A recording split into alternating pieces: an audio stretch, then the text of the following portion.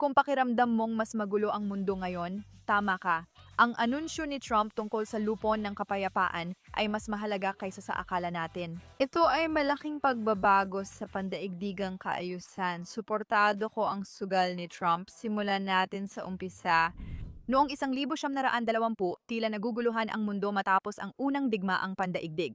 Nagtipon ang maraming bansa para pag-usapan kung paano mapipigilan ang ganitong trahedya. Itinatag nila ang Liga ng mga Bansa. Kung nais mong malaman kung nagtagumpay ang Liga ng mga Bansa, tandaan mong sumiklab ang ikalawang digmaang pandaigdig makalipas lang ng ilang taon. Pagkatapos ng ikalawang digmaang pandaigdig, agad na binuwag ang Liga ng mga Bansa dahil ito ay lubos na nabigo. Pagkatapos ng ikalawang digmaang pandaigdig, napagtanto ng kanluran na kailangang malaman kung paano mapipigilan ang ikatlong digmaang pandaigdig. Kaya muling binuhay nila ang kanilang lumang teorya at ipinanganak ang United Nations. Dahil di kayang pigilan ng United Nations ang digmaan ng malalaking bansa, gumawa ito ng bago para magmukhang kapaki-pakinabang pa rin. Peacekeeping, kung parang nakakaawa at hindi epektibo ang tunog nito, tama ka.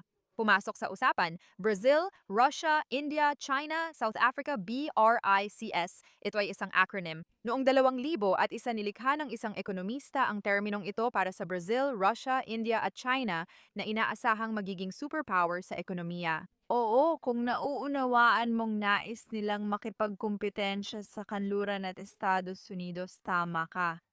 Pero mas malala pa dyan dahil ang Brazil, Russia, India, China, South Africa ang namamahala ng halos 43% ng pandaigdigang ekonomiya na nagdadala sa atin sa kasalukuyang Davos, kung saan sa World Economic Forum, ginawa ni Pangulong Trump ang kanyang napakalaking anunsyo tungkol sa Board of Peace. Gusto naming malaman ang plano ni Jared Kushner para sa skyline ng Gaza, pero malaking pagbabago ito. Layunin na ngayon ng board na tapatan at higitan ng United Nations bilang kakompetensya.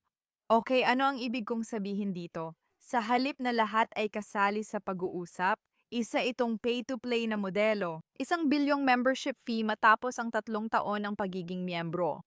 Para lang ba ito sa may pambayad at gustong agad solusyon na walang burokrasya? Politika ito, pero ginawa nila itong parang negosyo na doon magaling si Trump. Hindi sila interesado sa diskusyon sa international na batas dahil para sa kanila, harapan lang ito. Oo, kung tatanungin mo ako. Ang anunsyo ng board sa Davos kamakailan ay konektado sa pagkaantala ng pag-atake sa Iran. Ang paghihintay na ilunsad ito at ipakita sa mundo ang kanyang kaseryosohan ay isang matibay na plano sa negosyo.